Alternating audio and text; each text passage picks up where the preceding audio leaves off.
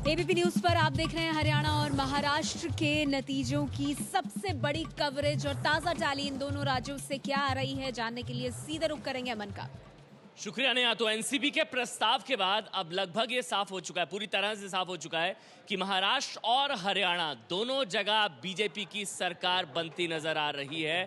47 सीटों के साथ बीजेपी सबसे बड़ी पार्टी हरियाणा में और 121 सीटों के साथ। ये देखिए, बड़ी बातें हम आपको बता देते हैं। लोकसभा चुनाव के बाद नरेंद्र मोदी को बड़ी कामयाबी है, बड़ी सफलता के तौर पर देखा जा रहा है। महाराष्ट्र और हरियाणा में बीजेपी की सरकार बनेगी, ये अब तय हो चुका है।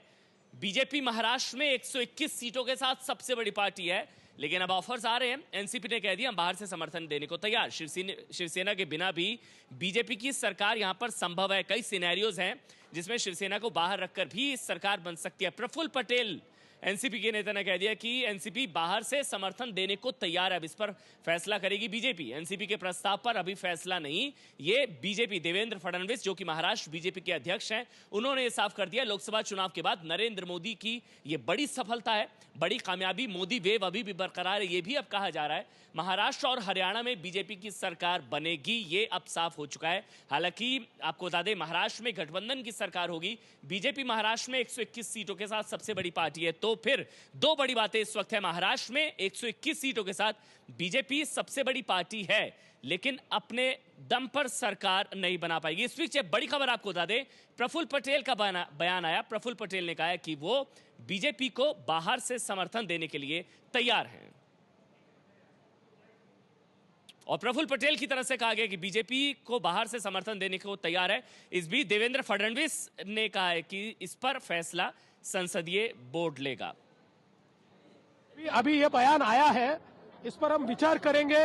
जो बयान है वो किस मंशा से दिया है, क्या है उसके पीछे, किस प्रकार से वो क्या चाहते हैं, कौन सी शर्तें या नहीं है, ये सारी चीजों का विचार हम लोग करेंगे।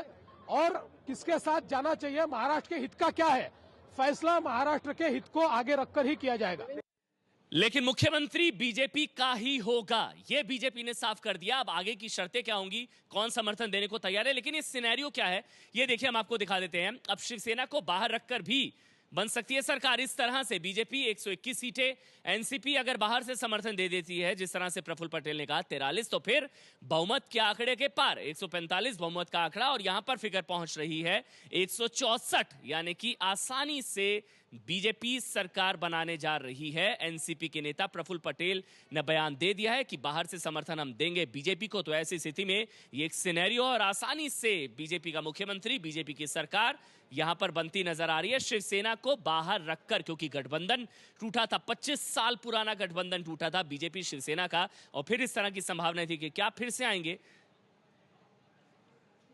लेकिन बीजेपी और शिवसेना भी किस तरह से सरकार बना सकते हैं, क्योंकि एनसीपी के साथ अगर नेगोशिएशन नहीं हो पाता है तो फिर ये देखिए, ये भी एक सिनेरियो है।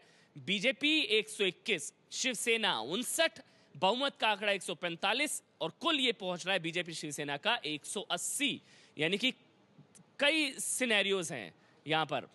बीजेपी और शिवसेना अगर मिल जाते हैं, और आज दिन भर किस तरह की सियासी हलचल रही, किस तरह के बयान आए बीजेपी और शिवसेना में, इस रिपोर्ट में देखिए।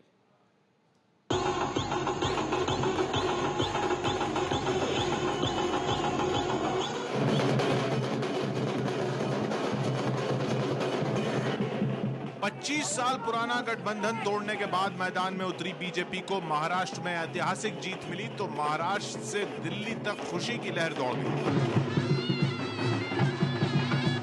लेकिन दिवाली के इस डबल धमाके में पेच सिर्फ ये है कि बीजेपी बहुमत के आंकड़े से पीछे रह गई, और माथापच्ची इस बात पर हो रही है कि महाराष्ट्र में कैसे बनेगी सरकार। चुनाव से लेकर नतीजे आने से पहले तक कड़े तेवर दिखाने वाली शिवसेना के सुर दोपहर 12 बजे तक नरम पड़ गए।